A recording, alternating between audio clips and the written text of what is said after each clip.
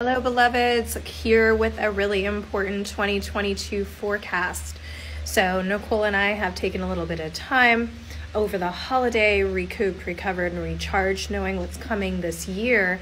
And additionally, our bodies have undergone some upgrades and some sickness. So grateful for that journey and talk about it another time. But I wanted to hop on here and talk about what we're going to be looking at for this 2022.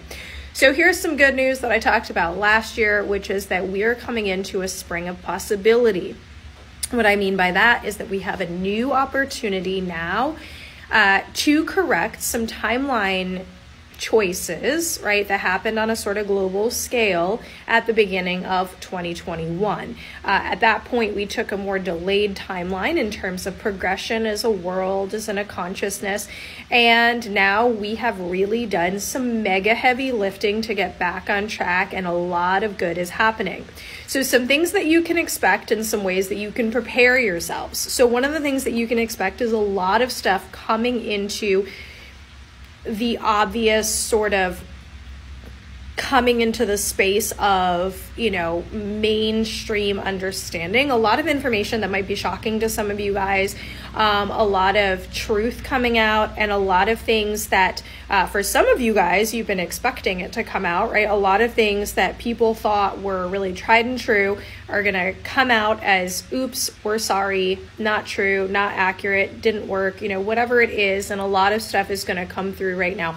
So gear yourself up, prepare yourselves, prepare your friends, prepare your family, and at the same time, stay in a space of deep compassion, right? So this is also a really good thing. So we need to stay in tune and stay in alignment with what is coming through so that we're able to open up these timelines. However, here's where a little work needs to still happen, right? So this is also, the last year was a deep year of total abandon of logic and deep hypocrisy. What do I mean by this?